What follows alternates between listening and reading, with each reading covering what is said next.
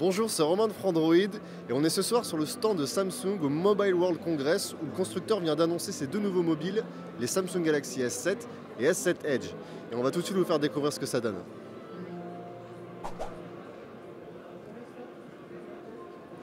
Ces deux téléphones-là ressemblent beaucoup à leurs aînés, les Galaxy S6 et S6 Edge Plus. Comme vous le voyez, ils se ressemblent presque comme deux gouttes d'eau. Les angles sont un peu plus arrondis et les dos sont légèrement plus bombés, et c'est à peu près tout.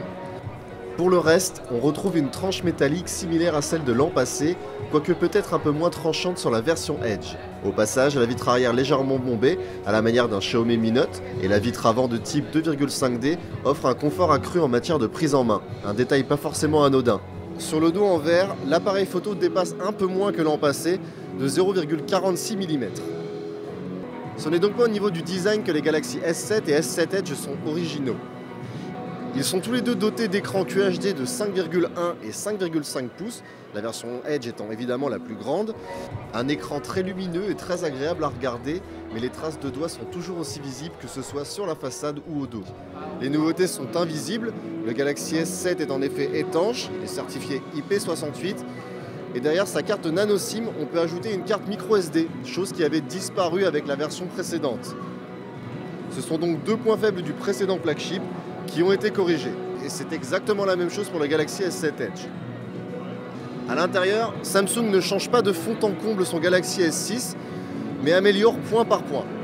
En fait, on y trouve désormais un SoC Exynos 8890 qui prend la relève du précédent 7420.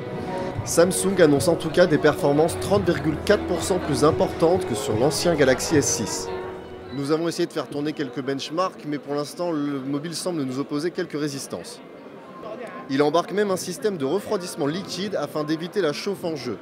Pourtant, sur nos quelques essais, le mobile chauffait bien, à voir lors d'un test en conditions réelles. En photo aussi, le Galaxy S7 change légèrement la donne.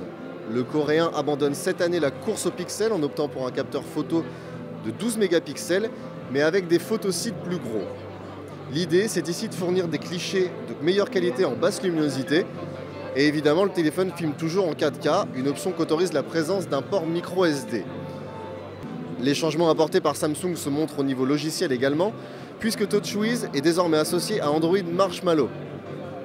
On avait déjà aperçu ce que cela donnait chez le Galaxy S6, puisque celui-ci obtient actuellement sa mise à jour.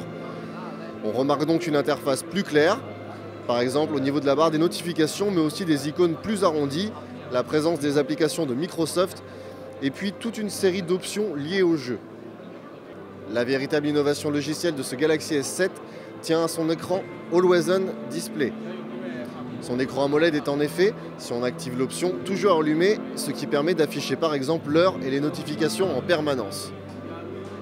On peut également opter pour l'affichage du calendrier et même pour des fonds d'écran graphiques. L'idée ici est de ne pas allumer l'écran du téléphone pour consulter l'heure ou son calendrier afin d'économiser de l'énergie. Avec une batterie de 3000 mAh, on peut donc s'attendre à une bonne autonomie chez ce Galaxy S7 et également chez le Galaxy S7 Edge qui a lui une batterie de 3600 mAh. S'il vient d'être annoncé, le Galaxy S7 ne tardera pas à être commercialisé puisqu'on l'attend d'ici 3 semaines dans le commerce au tarif de 699 €. C'est d'ailleurs pratiquement le prix du Galaxy S6 à sa sortie. Il sera d'ailleurs compatible avec la Gear 360, la dernière caméra annoncée par Samsung, en même temps que ses mobiles.